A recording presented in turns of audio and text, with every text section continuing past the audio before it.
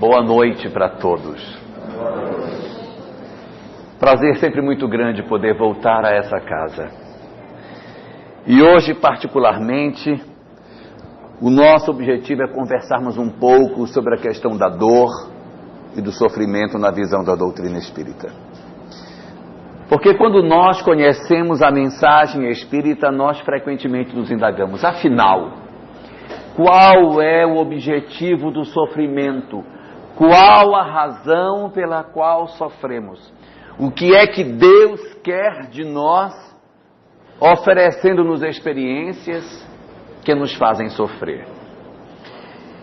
E segundo aquilo que as obras espíritas dizem, existem 3 razões para a origem do sofrimento. A primeira dessas razões é quando a experiência que a gente considera uma experiência de sofrimento, ela nos é oferecida para que a gente sirva de exemplo para as outras pessoas. É quando nós vivemos uma experiência. Deixaram um carro aberto, cruze, né? Aberto, com bolsa, com tudo, aberto lá na frente. Quem o que eu dizia? Ao exemplo. Então, quando nós servimos de exemplo para as outras pessoas, o que significa isso? Que nós vivemos experiências e os outros é que nos olham e dizem, nossa, mas que coisa, hein? Como fulano é extraordinário. E dessas circunstâncias, geralmente, a pessoa que está dentro do processo nem percebe que sofre. Quem percebe que sofre são os que estão do lado de fora, que acham que a pessoa está sofrendo e ela nem nota que isso está acontecendo, porque para ela aquilo é até prazer, ela não vê naquilo um sofrimento. O exemplo, digamos, de uma professora. A professora diz, eu me realizo em sala de aula. Gente, quando eu vou para a sala de aula, que eu encontro com os meus alunos, aquilo é tão prazeroso, eu gosto tanto, eu sinto tanto prazer no contato com a minha turma, de ver os meninos. Quando eu fico fora da minha sala, eu sinto tanta saudade dos meus alunos. Eu não consigo me ver fora da função de professor. Eu me realizo com isso. São situações nas quais as pessoas olham e dizem, nossa, fulana é muito dedicada, e as pessoas passam a admirar o trabalho em função daquilo que o outro faz naquela área específica. Não quer dizer que ela vá ser exemplo em todas as coisas, mas naquele aspecto específico, a pessoa é um exemplo. Existe um segundo tipo de experiência que também pode nos acontecer, que não é que nós sejamos exemplo para os outros. Nós estamos numa condição de aprendizado. A condição de aprendizado é aquela condição na qual nós realizamos um trabalho de envolvimento com uma experiência, que pode ser uma experiência dolorosa para uns ou menos para outros, em que a pessoa que está inserida nela se sente envolvida e percebe que está aprendendo com essa experiência. Não é para servir de exemplo ainda, mas ela está crescendo. No caso de uma professora, seria aquela professora que diz, gente, nossa, essa tarefa de professor é um desafio, viu? Nossa, meu Deus, tem dias que eu tenho vontade de esganar esses meninos, porque estão danados, meu Deus. Mas tem outras horas que aquilo me comove tanto e eu sinto que eu estou melhorando. Eu sinto que hoje eu já faço melhor do que eu fazia antes, porque eu aprendi muito com fulana, que me serviu de exemplo, e hoje eu já gosto muito mais da minha função do que eu gostava antes. Eu estou desenvolvendo as minhas capacidades. No começo eu era meio assim, mas agora eu sinto que eu estou muito mais aparelhada para a função. É o segundo tipo. E há um terceiro tipo de experiência, na qual a vivência que nós estamos tendo é fundamentalmente dor. A pessoa é professor e tem aquela cara triste, tem até vergonha de dizer, o que é que você é? Sou professor. Não consegue nem dizer. Tem pavor de sala de aula, tem pavor de menino, se treme todinho, pelo amor de Deus, não me põe na sala de aula, não me põe na sala de aula. Por quê? Porque aquilo para aquela pessoa é uma experiência dolorosa, aquilo para ele é dor. E vejam que pode ser a mesma escola. Eu tenho professores do primeiro naipe, do segundo naipe, do terceiro naipe, indicando para nós que o problema está muito mais dentro da gente do que fora de nós. Às vezes é a leitura que nós fazemos do mundo é que faz com que a dor seja mais ou menos dolorosa. Tecnicamente, em doutrina espírita, quando nós vivemos uma experiência e servimos de exemplo, nós dizemos que o espírito aqui está em missão nessa área específica. Quando o espírito está desenvolvendo as suas potencialidades, que ele está crescendo, dizemos que o espírito está em prova. Mas quando experimentamos alguma coisa que para nós é um sofrimento e que a gente joga na cena toda semana para ver se a gente acerta e larga a profissão e não ganha, é um sinal de que nós estamos num terceiro tipo de situação, que é a expiação. A expiação é exatamente porque nós temos um histórico que nos remete a essa experiência, porque a gente precisa resolver. Quando a gente está no primeiro caso, a gente está nela por quê? Para que a gente sirva de exemplo para os outros. No segundo, para desenvolver. E aqui no terceiro, é um reencontro nosso com a nossa própria história. Por que que dói? Dói porque na nossa história de vida tem algo mal resolvido nessa área. Por isso que dói para um e não dói para o outro. Se, por exemplo, eu tive uma experiência com o poder, e na condição de poder eu oprimi, mandei matar, humilhei, esmaguei, fiz tudo de errado, eu criei diante dessa minha experiência um processo que eu preciso necessariamente reencontrar com a questão do poder. Das duas, uma. Ou eu vou reencontrar o poder, com o poder de novo, para fazer certo o que eu fiz errado da outra vez, ou eu vou me reencontrar com a questão do poder lá embaixo, para que eu consiga educar a minha alma e saber como lidar com a questão do poder que eu não soube na primeira vez. Para quem está na condição de sofrimento, tudo dói. A pessoa pega um ônibus e diz: ah, meu Deus, estou andando de ônibus, que vergonha. Quem não está assim, está andando de ônibus: ai, mas que bom que eu peguei um ônibus. Porque, no fundo, é dentro de nós que o processo se opera. Quando nós temos uma lacuna na alma, aquilo nos incomoda e para o outro não incomoda. Você pega duas pessoas conversando e diz: ai, minha filha, minha vida é um sofrimento, você não faz ideia. Por quê? Você precisa ver. Eu tenho um marido que bebe, nossa, mas aquilo é um sofrimento. Ai, meu Deus. Aí a outra diz: ah, eu também tenho um marido que bebe, mas isso não me incomoda não. O que me incomoda é ser feia. Se eu fosse como você, minha filha, que é bonita, meu marido também bebe. Essa coisa de beleza também não tem nada a ver. Por quê? Porque cada um tem uma história num campo diferente. E o que para um não é dor, para o outro é. Por quê? Porque é o reencontro nosso com as nossas experiências de dor. O grande problema nosso é que nós temos dificuldade de lidar com o problema da dor. Como é que eu faço para sair da dor? Como é que eu me desembaraço disso?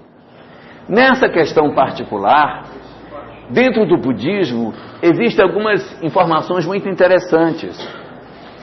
O Buda fala, e dentro da religião hindu isso também é corroborado, que nós podemos passar encarnações sucessivas sem grandes progressos. Por quê? Porque eu dou a experiência para você, você vive a experiência, faz a mesma coisa. Aí você repete a experiência, repete a mesma coisa. Ou seja, você tem que vencer a sua violência, porque você é uma pessoa violenta. E aí você vive as experiências e sempre se apresenta como violento. Não consegue caminhar. Você vai renascer forte de novo, para ver se você não usa a violência. Renasce forte, bate em todo mundo. E o filho não deu certo. Nós vamos agora fazer você nascer bem magrinho, que é para você não bater em ninguém. Aí nasce magrinho, não pode bater nos outros. Pois ele vai, se alicia com o tráfico, vira traficante, paga um monte de guarda-costas e manda bater nos outros. Então continua ligado com a violência. Aí você não sabe o que faça. Por quê? Porque o indivíduo ele fica marcando o passo. O budismo diz que é como se existisse uma roda e nós ficamos dentro dessa roda, presos dentro dela sem conseguir sair, vivendo as mesmas experiências. Os hindus falam muito desse conceito também. Em sânscrito, roda se chama mandala. E daí nós ficamos presos dentro da mandala, encarnando e reencarnando e vivendo praticamente a mesma história. Fala mal do vizinho, reclama do marido, trabalha pouco, fala mal de todo mundo e desencarna. Aí nasce de novo, reclama do marido, fala mal do vizinho, e assim vai. E a gente não progride. É como, e a dor, eu não sei porque a minha vida é assim. Faz 5 encarnações que eu vivo do mesmo jeito. Claro, porque se a gente não fizer um processo de mudança, a dor vai sempre retornar, é normal. Porque a gente não conseguirá alcançar a felicidade enquanto nós não nos libertarmos das histórias que nos conduziram para as experiências expiatórias. O que foi que nos conduziu? Foi o ciúme? Foi a mágoa? Foi o ressentimento? Foi o desamor? Foi a falta de paciência? Foi alguma coisa? Aquilo que a gente fez que não ficou bem resolvido, vai voltar, gente. Lamento informar, mas vai voltar. Isso significa dizer que se a gente se acha feio, não reclame muito. Que é para não voltar, né? Mas ir um pouquinho melhor. Vocês sabem que isso é meu, né? Quando eu ia reencarnar, eu fui chamado para a reencarnação e tal. E aí disseram, bem, agora você vai escolher o que é que você quer aqui do seu processo reencarnatório. Aí eu olhei e tal, e tinha lá o projeto do Janequine, estava lá. Aí eu disse, eu quero esse aí. Quero esse aí. Aí os mentores olharam, notaram na ficha, ok, tudo bem. Nós vamos ver o que é que a gente vai poder aproveitar do planejamento dele para o seu. Eu reencarnei e sempre vivi nessa esperança. Sempre olhava no espelho, gente, mas não está aparecendo, não está aparecendo. Até que um dia eu tive a oportunidade de saber o que foi que eu trouxe do planejamento dele. Foi a data do aniversário. É exatamente a mesma. Foi a única coisa que eu consegui pegar do planejamento dele. Então, nós, quando temos uma experiência com a dor, nós temos que saber lidar com ela, senão a gente não consegue sair. E uma observação atenciosa com relação àquilo que nos envolve, nos dá a perceber que nós temos, quando estamos em dor, a oportunidade de sairmos por 6 portas diferentes. Existem 6 estratégias que nós costumeiramente enxergamos que são formas de nós sairmos do processo da dor. Todas 6 são ilusórias. Todas 6 são mentirosas. Todas 6 nos enganam, porque quando a gente sai por elas, na verdade a gente sai e entra num labirinto. Aí esse labirinto roda e nos joga de volta para cá para dentro. São 6. A primeira dessas portas, por onde a gente tem a tendência de sair, é a porta da tristeza. A pessoa, quando percebe que ela não tem solução para a sua dor, ela mergulha numa tristeza, e faz uma ruptura com a história dela. Ela faz a opção por ser uma pessoa triste. Ela não procura mais ter amigos, ela se recolhe dentro de casa, não tem mais contato com ninguém. Por quê? Porque ela tem uma história de dor, uma história de sofrimento que para ela é tão profunda que ela não tem mais o direito de ser feliz. Então ela se prende, ela se esconde, ela se encastela na tristeza. E ela acha que por essa estratégia ela vai conseguir sair da sua dor. Não sai, porque a dor permanece dentro dela. Eu, mês passado, estava viajando e fui numa cidade, não foi aqui em Rondônia, uma cidade, e tinha uma moça na palestra com uma roupa assim, aberta, com uma fênix desenhada nas costas enorme. E aí ela estava com aquela fênix desenhada, aí uma pessoa que estava falando, nossa, fulana, não me lembro de você ter essa tatuagem aqui. Aí eu fiquei observando a conversa. Não lembro de você ter essa tatuagem aqui nas costas. Aí ela disse, eu fiz semana passada. Foi? Fiz. Porque eu separei do meu marido e eu quero agora renascer das cinzas. Então eu quero esquecer isso e quero renascer das cinzas. Ela vai querer esquecer tatuando, tá? Daqui a 30 anos ela vai olhar para a tatuagem e vai dizer, esse aqui foi meu marido que eu... Então a tristeza, na verdade, não é boa solução, porque a gente envereda pela tristeza e depois tem dificuldade para sair. Tem aqueles que saem pela porta da tristeza, mas tem aqueles outros que fazem a saída inversa, saem pelo outro lado, pelo lado oposto da tristeza. São aqueles que, ao invés de irem para a tristeza, vão para a fuga. Quando eles têm um problema, ao invés de mergulharem dentro de si e chorarem até o fim da existência a sua dor, faz a fuga. Tá doido que eu quero contato com isso? Pula fora do sofrimento. A fuga pode ser física, na qual a pessoa anoitece num canto, mas amanhece no outro. Já viram essas histórias que o cara desaparece? Quando acordou de manhã, cadê o cidadão? Você mostrou um beta positivo para ele, e no dia seguinte ele desapareceu. Nunca mais vê ele.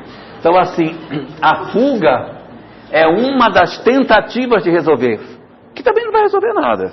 Você foge, mas na fuga você cai num labirinto que vai jogar você para dentro. Essa fuga ela pode ser não física, ela pode ser uma fuga psicológica, na qual a gente simplesmente não foge fisicamente, mas faz de conta que não está vendo nada. O filho está drogado, não estou vendo nada. O menino chegou drogado, eu não vi. Não percebi nada, porque para que você não tenha que trazer para a sua realidade o problema, então você faz a opção pela fuga. Nesta fuga também está o vício, em que a pessoa já vou para o bar beber, porque quando ele bebe, ele vai esquecer o seu problema, ou pelo menos tenta esquecer. Só que tanto a solução pela tristeza como a solução pela fuga, ou seja, a fuga para dentro de si ou para fora da sua própria história, não costumam ser boa solução. Nós fazemos isso, achamos que resolvemos e nos complicamos mais ainda. Duas outras alternativas que a gente tem. Outra delas é o medo. Quando a gente percebe que a gente está em dor, ao invés de nós reagirmos a isso, nós produzimos um colapso da nossa personalidade, nos escondendo no medo. Eu não quero mais saber de ninguém, eu não quero mais ninguém, eu não quero mais me relacionar com mais ninguém, eu não quero mais, eu quero ficar sozinha. Vou arrancar meu coração e jogar no Rio Machado. Eu não quero mais saber de ninguém, eu não quero mais, chega de sofrimento. Ou eu tenho medo das pessoas, medo de conviver com os outros, medo de contato, porque as pessoas vão me enganar, vão mentir para mim. Eu estou cansado de ser iludido, de ser enganado. Então eu me escondo no medo e procuro não conviver com os outros. Outra solução que não resolve, porque a gente acaba, através disso, se encastelando no medo, achando que ali as coisas vão deixar de existir. Elas vão continuar existindo e as nossas personalidades estarão sendo corroídas se nós sairmos por aqui. Do mesmo modo que tem aqueles que saem pela posição do medo, tem os que saem pela porta oposta, que é a porta da violência. O indivíduo acha que para ele resolver o problema que ele tem, a solução é a violência. eu vou para cima do outro, eu vou quebrar o outro, vou matar a pessoa, vou destruir o outro. Enquanto que um se esconde no medo, o outro foge na condição da violência, achando que isso é uma solução para as suas vidas. O Gandhi tem uma frase muito interessante, em que ele diz assim: eu sou contra a violência, porque a violência parece fazer bem, mas o bem que ela faz é temporário, e o mal que ela faz é permanente. E é exatamente isso. A gente, quando faz uma opção pela violência, parece que fez bem, mas se for olhar no longo prazo, foi mal. Imaginemos que você tem um vizinho que bota todo domingo aquele som, aquele funk pesado, tunt, tunt, tunt, tunt. Aí você quer se ver livre dele, você vai lá e dá 3 tiros no seu vizinho. Um silêncio, gente. Acabou o problema. Hoje. Mas daí para frente, o que você vai ter de confusão por conta do vizinho, não é fácil. Vem polícia, depois o vizinho desperta no mundo espiritual, vem atrás de você, passa a ser seu obsessor, você na próxima encarnação está todo enrolado, o vizinho vai nascer seu filho, você vai ouvir o funk dentro de casa, né? Melhor não sair por essa via. Melhor não sair por essa via. Não funciona. Não dá certo. A violência não é boa política. A violência não é. O Gandhi tem uma história também muito boa. Ele diz que contam os biógrafos dele que uma vez um cara apareceu para ele contando uma história de que os muçulmanos haviam assassinado o filho dele, desse tamanho assim. E ele disse que ele ia resolver o problema matando todos os muçulmanos. Aí o Gandhi disse: você quer resolver o problema? Isso eu quero. Me dê a solução que eu faço. Diga que eu vou fazer isso, com a espada na mão. Aí o Gandhi disse: se você quer resolver o problema, adote uma criança muçulmana desse tamanho assim, do tamanho do seu filho, e crie no seu lar, não como hindu que você é, mas crie como muçulmano, para que ele seja seu filho e muçulmano, para você tirar o desamor que tem dentro do seu coração. Porque se você não tirar isso, aí você está enrolado. É doído, né? Mas a solução para os nossos problemas não passam pela questão da violência. Não passa. E tem 2 outras portas que também não costumam dar certo. Uma dessas portas é quando a gente, considerando todos os dramas que a gente tem, nós caímos na descrença, no amargor. A gente fica uma pessoa descrente, amarga, horrível, não acredita mais em nada. A pessoa é um poço de amargor, um poço de descrença. Isso aí não vai dar certo nunca. Ah, porque Deus, se existir, de mim ele não lembra. De mim ele não lembra. Aí você chega na casa dela: olha, Dona Maria, minha filha, vestido de noiva dela não ficou bonito, vai casar amanhã, minha filha, veja. Aí Dona Maria olha e diz: oh, minha filha, você vai sofrer tanto. Vocês conhecem alguém assim? Também não é solução. A pessoa reclama de tudo. Se chove, reclama. Se não chove, reclama. A vida dela é um amargor, porque ela acha que a vida não tem mais sentido nenhum. Final de Copa do Mundo, ela de frente da televisão diz assim: eu não vejo o menor sentido esses homens, tudo adulto, que atrás de uma bolinha. Besteira. Que falta de ocupação, que não fazer uma coisa mais útil, cara, correndo atrás de uma bola. Nada tem sentido, tudo é besta. Não tem sentido para nada. Então assim, a descrença nos produz isso. A gente, não, meu caso não tem mais jeito, para mim, estou nem aí. E tem uma situação que a gente também costuma ver, que é aquele quando descobre que não tem mais jeito, que Deus não cuida, que ninguém cuida, que eu estou largado, estou lá abandonado, que para mim não tem mais esperança, sai pela porta da prepotência, em que diz o seguinte: eu não tenho ninguém por mim, então comigo é eu que resolvo, porque eu não preciso de ninguém não, quem resolve sou eu, é graças a mim, eu é que sou a solução para a minha vida, sou eu. Que está relacionado com a descrença também, mas é uma outra forma de nós trabalharmos a questão da descrença.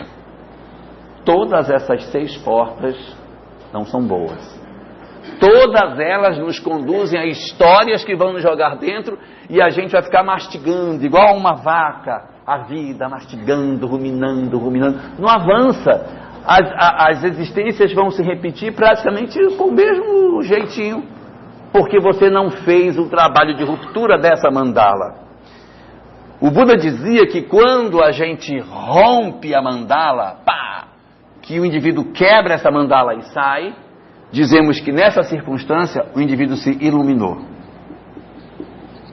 A iluminação é exatamente a descoberta de que eu não posso repetir a mesma experiência. Então eu alcanço a iluminação. Gente, essas portas não resolvem. Isso é se iluminar. Jesus dizia diferente, ele não chamava iluminação, ele chamava salvação. Você se salva. Salva de quê? Salva da sua mesquinhez, dessa bobageira de ficar sempre repetindo as mesmas experiências. Então, a libertação, a salvação é a capacidade do indivíduo de romper com esses laços e descobrir o sentido real de todas as coisas da vida. Porque se a gente não cuidar, essas experiências dolorosas das quais estamos falando aqui, elas podem nos conduzir a algumas coisas muito ruins. Porque esse lado de cá, esquerdo, aonde nós temos a tristeza, o medo e o amargor, a descrença na forma do amargor, costumam ser alternativas muito comuns dentro do arquétipo feminino. O universo feminino costuma dar muito essas soluções. As mulheres, costumeiramente, quando enfrentam processos de dor, de sofrimento, têm a tendência de fazer a opção pela tristeza, pelo medo e pela descrença, pelo amargor. Já o universo masculino tem uma tendência maior de sair por esse outro lado. Ou foge pelo vício, fisicamente, psicologicamente, ou faz a opção pela violência, na qual ele não aceita, enquanto esse aqui perdeu o seu amor e diz, eu não quero mais ninguém, eu vou me trancar, eu não quero saber de ninguém. Esse, quando perde seu amor, diz, eu vou atrás de você, se você arrumar outro, eu vou lhe matar. É o mesmo problema com soluções diferentes.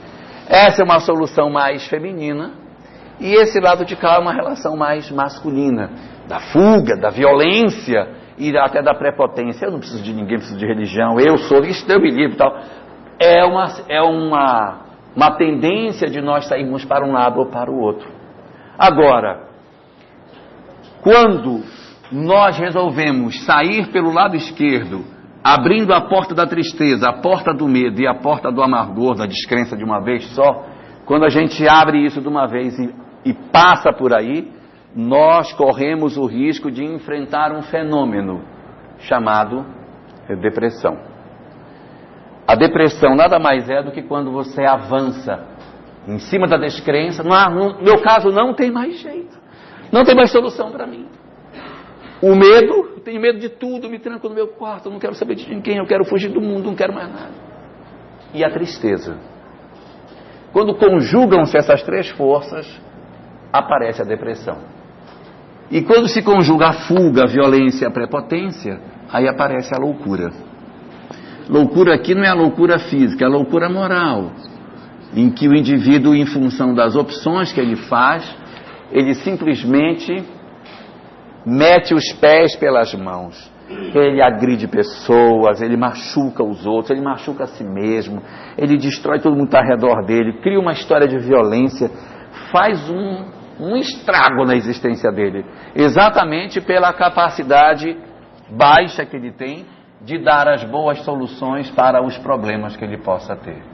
Resultado, a gente precisa cuidar, nós temos que cuidar da gente, para que a gente não enfrente esses problemas. Principalmente a questão da depressão.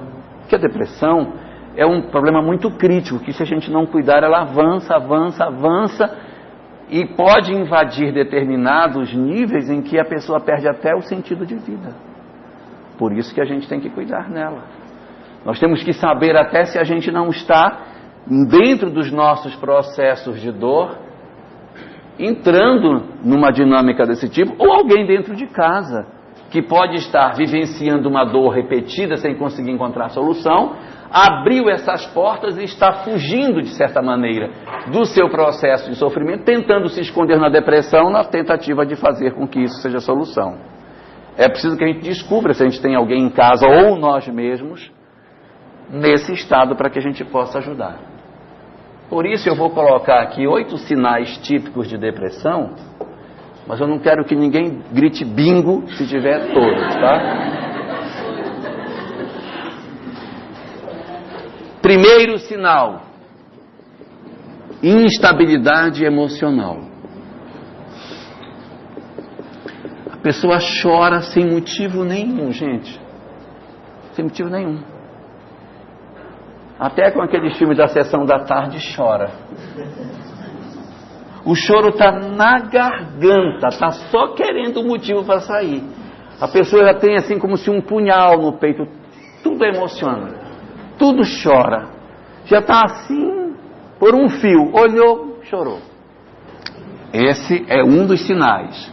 Segundo, doenças. Depressivo costuma viver doente, gente. Sempre doente, por 2 razões. Primeira razão é porque o sistema imunológico do depressivo, ele fica também deprimido junto com ele. O nosso sistema imunológico é o sistema que defende o organismo de uma doença. Nesse lugar que nós estamos aqui, nós estamos compartilhando uma série de vírus, bactérias, tudo, um monte de coisa. E a gente está compartilhando. Só que o nosso sistema imunológico, ele reage e a gente nem percebe que a gente entrou em contato com isso e reagiu. Já o depressivo, coitado, o sistema imunológico está igual a ele, deprimido. Então, quando um germe, seja uma bactéria, seja um vírus, entra no organismo, ao invés do sistema imunológico reagir e combater, ele não combate. Aí o vírus, ou a bactéria, se instala. Então ele vive adoentado, principalmente doença inflamatória. Inflama o ouvido, inflama tudo. Tudo inflama, tudo dói. Vai na manicure, tira um bife, no dia seguinte o dedo está desse tamanho, porque o sistema imunológico não sabe reagir. Então uma das primeiras razões é porque o sistema imunológico não sabe reagir ao processo inflamatório. E a segunda razão é porque, independente disso, o depressivo adora ter quem cuide dele, porque ele está deprimido, gente. Então você pergunta, e aí, que tal? Você está bem? Tá mais ou menos. Agora me apareceu uma dor aqui na minha perna. Mas o que foi? Minha perna está doendo. Aí hoje é a perna, amanhã, agora minha costa. Está doendo minha costa. Que é a maneira dele ter atenção, mas a gente tem que entender. A pessoa está procurando atenção, então ela diz, eu não estou conseguindo nem andar. Não estou conseguindo andar. É um sinal de que a gente está vivendo processos depressivos. Também não quero dizer que a pessoa, porque foi na manicure e o dedo inchou, minha filha, que depressão é essa?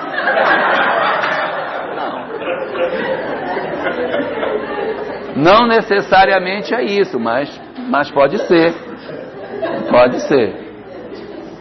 Terceiro sinal é o medo. Quem vive o processo da depressão tem muito medo, gente. Tem medo demais. Tem medo de sair na rua, tem medo de ter contato com as pessoas, gosta muito de ficar dentro de casa. Acha que se tiver contato com as pessoas vão fazer algum mal a ela. Ela está muito frágil. A pessoa que está em depressão não pode fazer negócio, vender casa, comprar casa. Não está em condição de fazer negócio. Você tem que cuidar, tem que proteger. Então, o medo é uma terceira característica. Quarta característica da pessoa: desinteresse.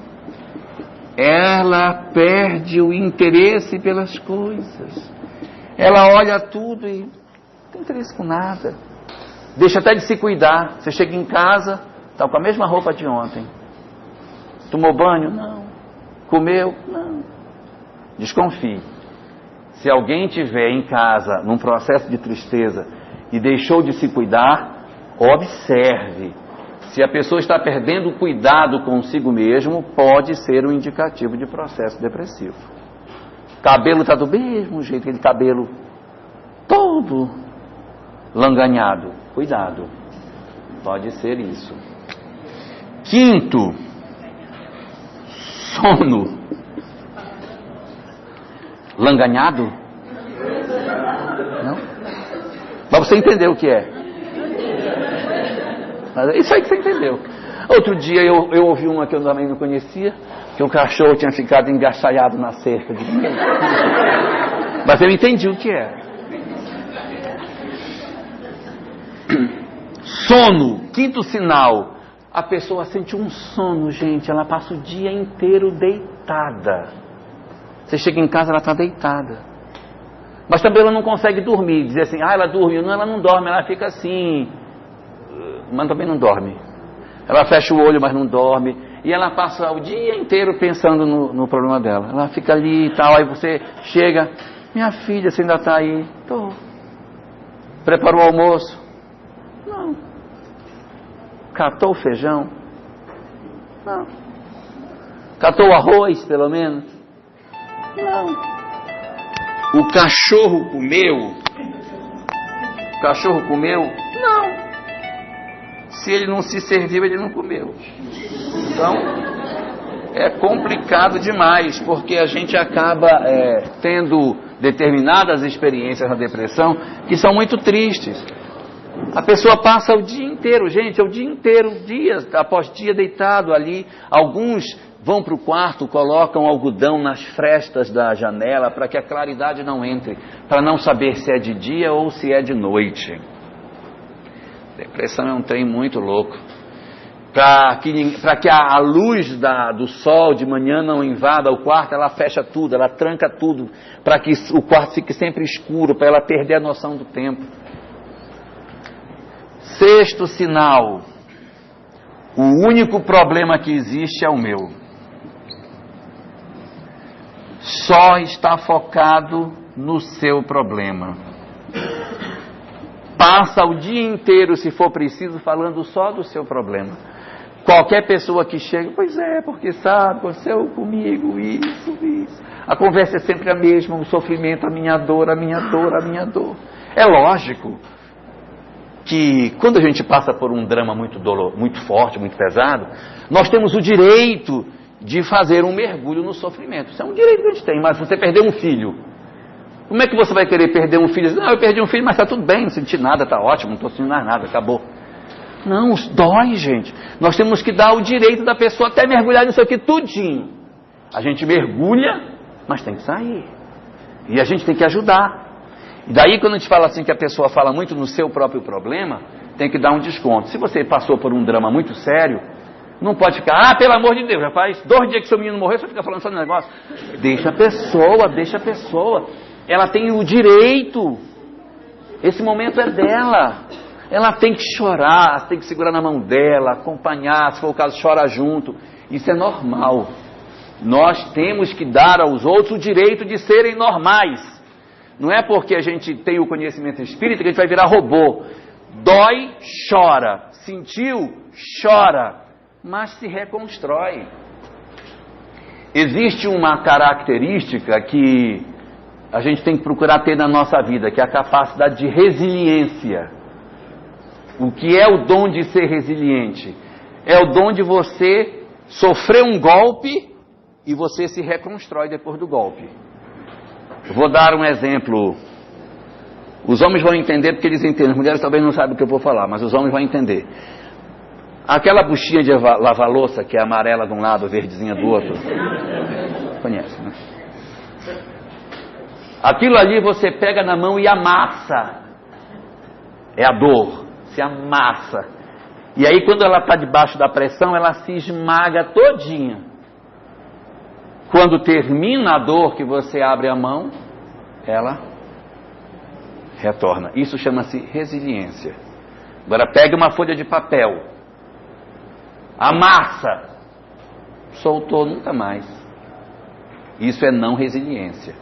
O que temos que aprender é ser resilientes. A gente tem um golpe, tudo bem, chora, sente, lamenta, entristece, deprime, perde interesse, fica falando só do seu problema, tudo bem, mas depois sai.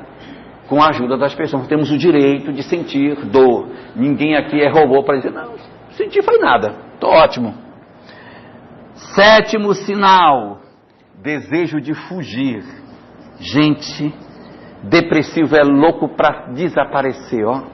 Se ele pudesse conseguir aquele manto da invisibilidade do Harry Potter, aí se cobrir com aquilo e sumir para ninguém achar mais, fazer um transplante de corpo, levar só o cérebro, ele ia amar. Mas isso nem sempre é possível. E o 8º é a desistência de tudo. Esse sinal aqui, ele vai acontecer quando a gente não cuidar dos outros. A pessoa perde tanto interesse que ela pode começar a planejar a sua partida. Então a gente tem que tomar cuidado nessa condição aí. Bom, se alguém tem algum parente nessas circunstâncias, o mais indicado é que a gente procure resolver o problema. Porque descobrir que o problema existe é até bom, mas tem que encontrar as soluções para ele. Quando a pessoa cai na depressão, se a depressão, que no fundo é o quê? Um buraco, se o buraco é pequeno, até a altura de cintura, você dá um jeito e sai. Se o buraco for muito comprido, não dá para sair sozinho não, só sai com ajuda. Ou alguém joga uma corda, ou desce no buraco, coloca a pessoa no ombro, alguém tem que ajudar. A depender do tamanho do buraco da depressão, a ajuda tem que ser maior ou menor, mas a gente tem que se esforçar para tirar a pessoa. Porque sozinho dificilmente se sai, viu? 75% dos depressivos costumam ser do sexo feminino. Então vou falar aqui para os maridos. Não tratem como bobagem quando a mulher disser que está deprimida, porque ela não sai sozinha. Não sai sozinha. E o maior remédio para a depressão é amor. Esse negócio de dizer, levanta, já quer moleza, pô, de novo isso, vem doente, diabo de mulher que vive doente. Não resolve. Não resolve, essa solução não resolve. Então vamos lá. O que é que eu posso oferecer de solução, se eu pudesse assim dizer? Quem é a pessoa que pode ajudar quando nós estamos com instabilidade emocional? Qual seria a pessoa? Qual seria a pessoa?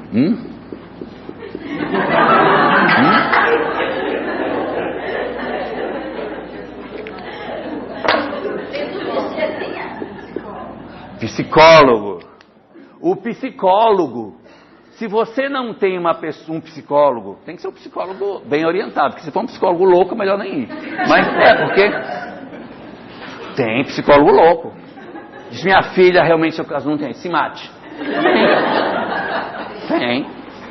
Bom, mas aí, se você tem o psicólogo pode ser a melhor estratégia aqui para a gente encontrar a solução.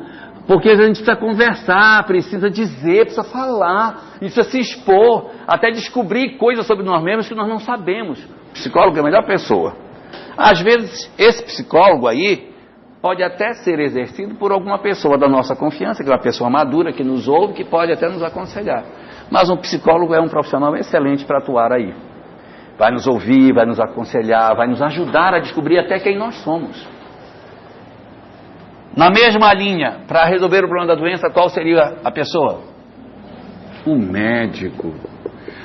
O psicólogo não tem condição de receitar remédio. O psicólogo vai dizer, a senhora está muito depressiva, vou ter que receitar aqui uma fluoxetina para a senhora, e a senhora, ele não tem condição de fazer isso.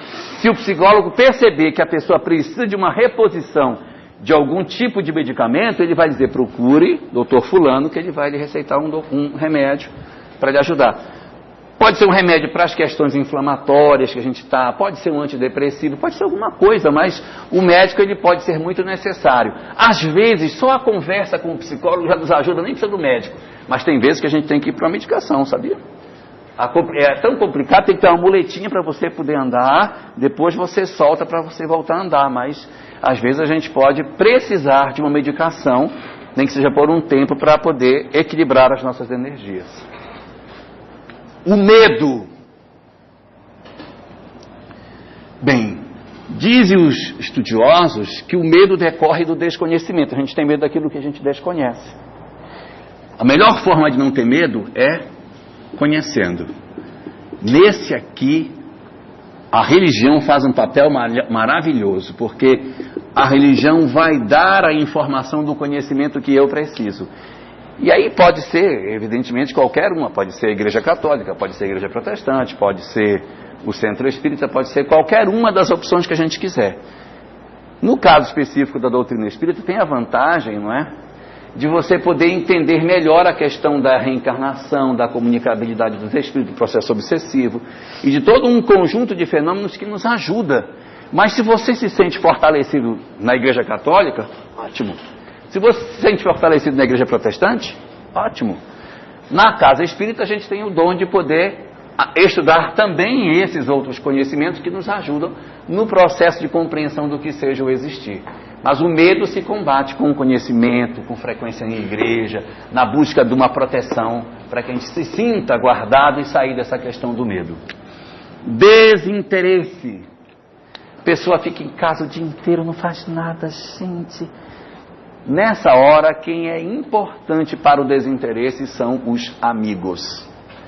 Geralmente, quando a pessoa entra em depressão, os amigos se afastam, viu? Porque a pessoa fica muito chata para conversar, só reclama, ninguém aguenta. Mas os amigos, se forem amigos, têm que fazer o processo inverso e procurar o cara. Vambora!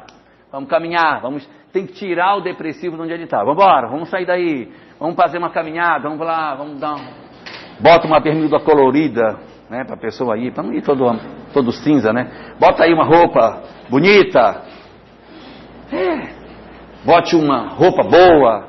Às vezes a pessoa não está lá jogada, nem se pinta mais. Às vezes tem gente que nunca se pintou, mas tem gente que se pintava, né? Fazia uma maquiagem e tal. Então, se for, passa um batonzinho, nem que seja um da Lancôme, mas passar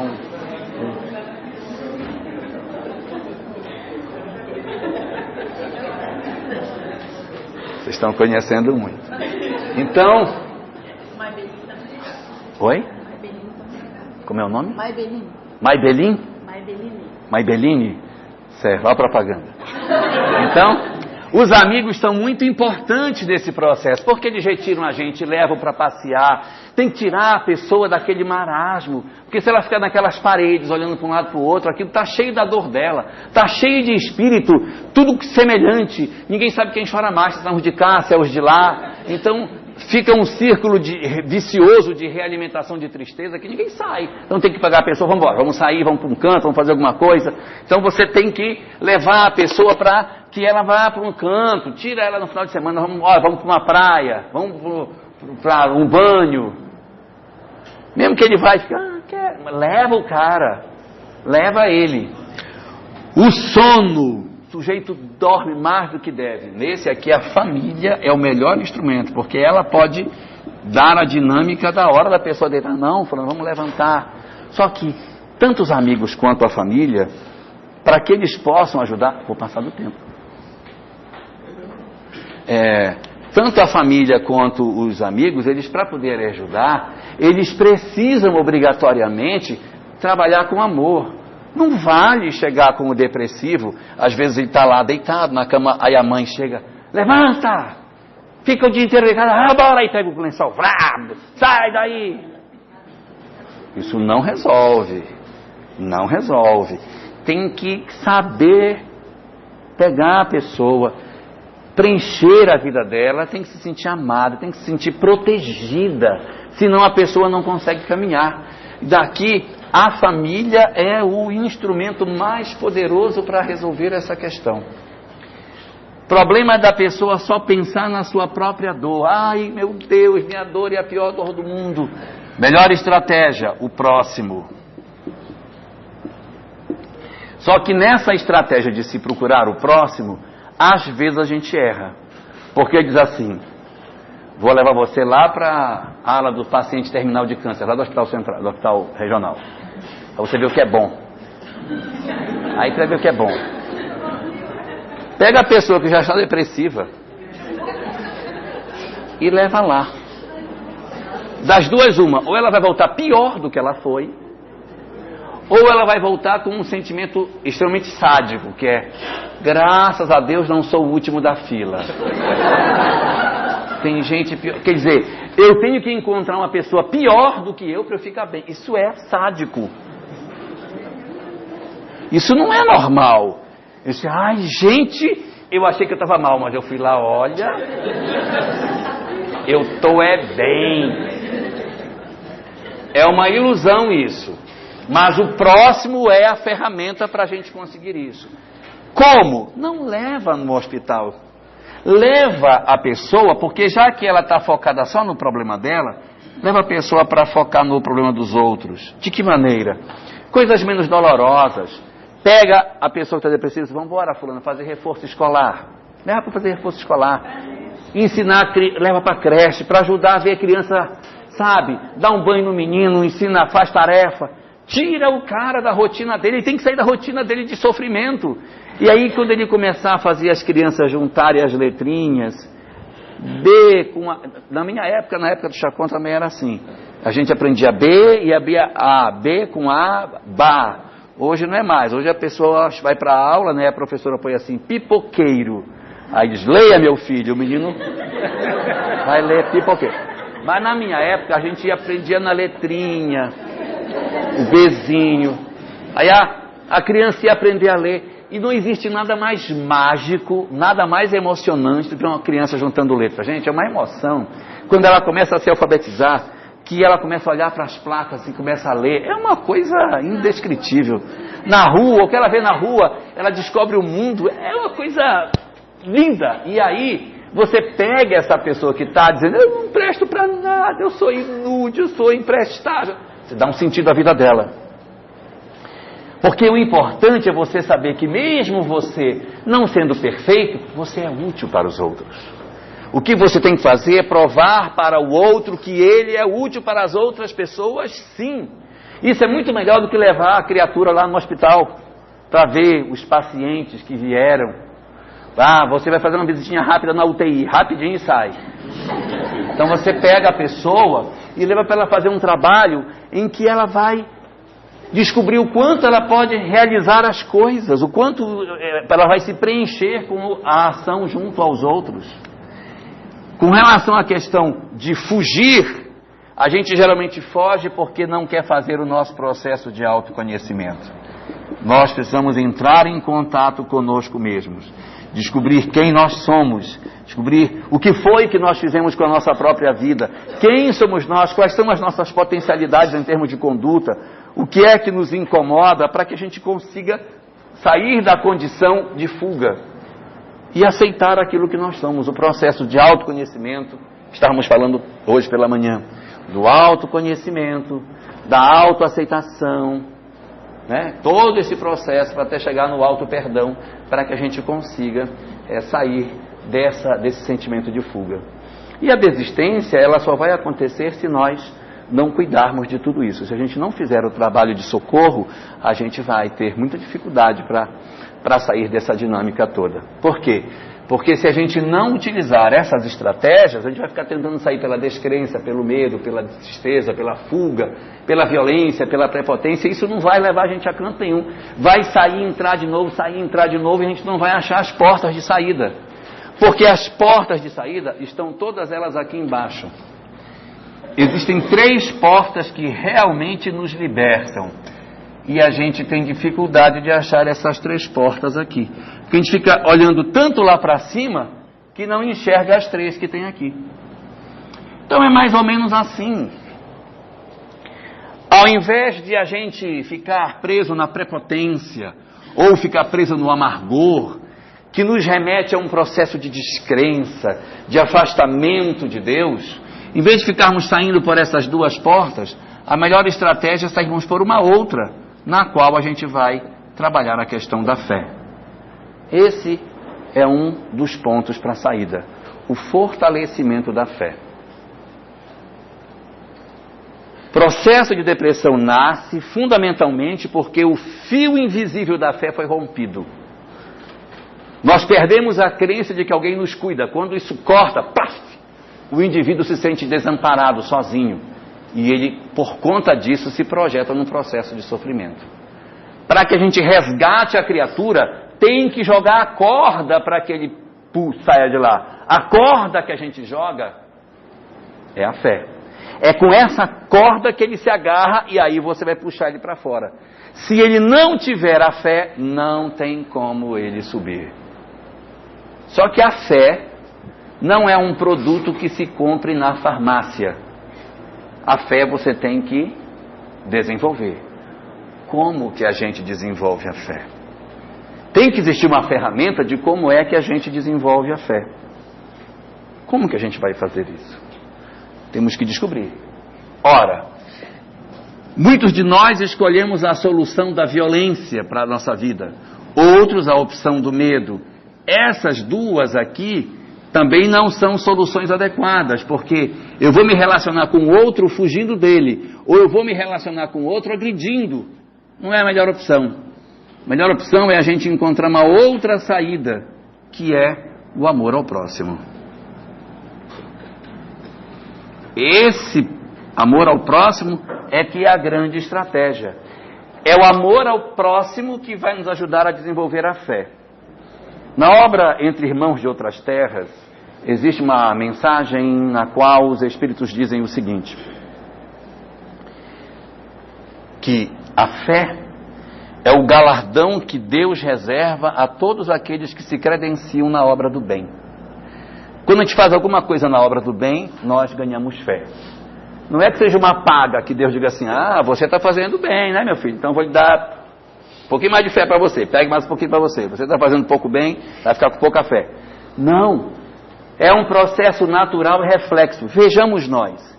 Nós estamos imersos no amor de Deus, embebidos no amor dele que nos circunda, que nos invade, que nos preenche e que nos toma. Só que a gente não sente. Por que não sentimos? Porque não amamos.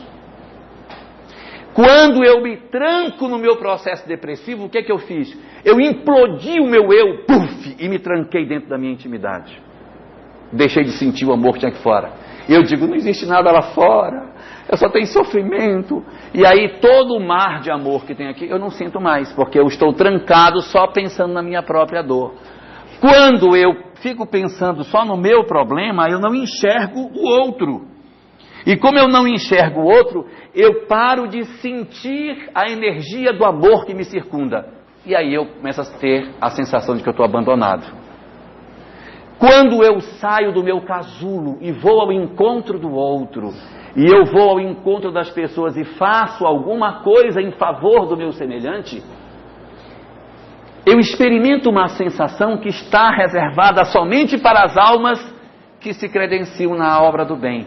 Quando eu faço o bem desinteressado, não é aquele, é o que eu estou fazendo, presta atenção no que eu estou fazendo. Não é esse. Mas eu faço o bem desinteressado, eu sinto uma emoção. Essa emoção que eu tenho, ela irradia uma energia que me conecta com o universo que nos circunda. E a energia do amor que nos protege, que nos cuida, que nos guarda, que faz tudo por nós, nós começamos a sentir. E mesmo que eu não tenha uma fé definida, eu sinto que o universo conspira a nosso favor. Eu sinto que existe alguém que nos protege. Mas isso só vai acontecer se eu me dedicar ao próximo. Se eu enxergar o que está ao lado da minha vida.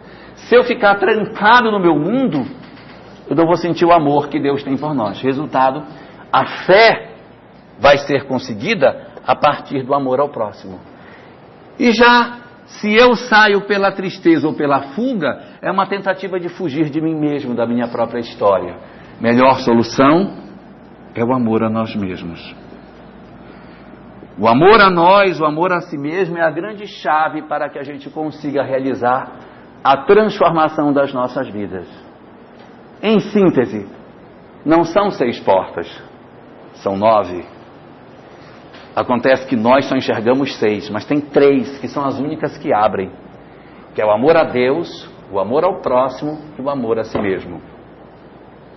Se nós sairmos só por uma, a gente não se resolve plenamente. Nós temos que sair pelas 3 ao mesmo tempo para resolver. Quando o doutor da lei perguntou a Jesus: Senhor, o que é que eu devo fazer para alcançar a vida eterna?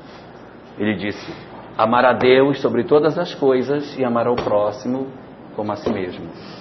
Então, Se a tristeza, o medo e a descrença nos levavam à depressão, a violência, a fuga e a prepotência nos levavam para a loucura, a fé, o amor ao próximo e o amor a nós, ou seja, o amor a Deus, o amor ao próximo e a si mesmo, vai nos conduzir para a salvação, que é a libertação nossa dos nossos processos de dor e fazendo com que, efetivamente, aquela dor que a gente tinha aqui e que nos fazia tanto sofrimento, ela deixa de ser tão dolorosa, porque eu dei sentido à minha existência, eu descobri a razão do sofrimento e encontrei para ela uma chave de libertação para a minha própria vida. Essa é a proposta que a doutrina espírita tem. Para o espiritismo, essa é a solução para as nossas vidas. Optar por todas as outras ferramentas não vão nos garantir a felicidade que a gente busca. Só por aqui que a gente vai conseguir alcançar a felicidade. Mas o mais complicado disso é que ninguém pode fazer por nós. Nossos pais podem nos amar enlouquecidamente. E nós podemos amar os nossos filhos enlouquecidamente. Não conseguiremos fazer nada por eles senão auxiliar. Mas quem vai abrir a porta e passar é só eles, ou só nós. Cada um de nós vai ter que fazer o seu trabalho individual. E essa é a grande chamada para a qual o Espiritismo nos convoca. Que nós façamos o esforço dentro das nossas histórias de vida para abrirmos essas 3 portas e alcançarmos a libertação espiritual com que Deus tanto sonha que nós passemos, para que Ele nos dê toda a felicidade que Ele está reservando para nós desde o dia em que Ele nos criou.